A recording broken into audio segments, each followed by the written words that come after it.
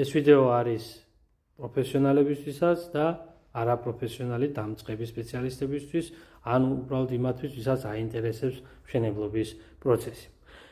ძალიან ბევრი მაგალითი მაქვს იმისა, რომ ჯერ გამყოფი კედელი აგვიშენებია და შემდგომ მსგავსი ფორმით ჩაგვისხამს მზიდის სვეტი. თუმცა ჩვენ თვითონ არ მოგწონებია ჩვენი შედეგი და აქვე დაინახავთ ვიდეოში, რამდენად უხარისხო გამოდის მზიდის სვეტი, რადგან მაქსიმალურად ვერ ხდება მისი შეკავება გამკვრივების და ვიბრირების პროცესში. როდესაც კოლონას ჩვენ ვასხამთ, აუცილებლად ის 4-ვე მხრიდან შემკრელი ყალიბით უნდა იყოს შეგრული, რათა მან მაქსიმალურ სიმკვრივეს, სიმტკიცეს მიაღწიოს.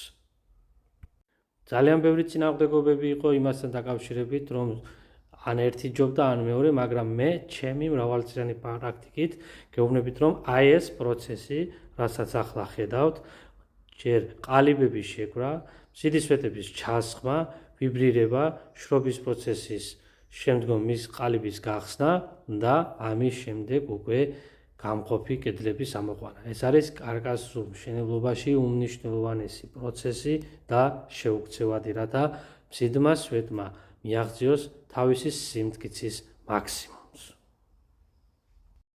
მეტი ვიდეოსთვის გამოიწერეთ YouTube არხი.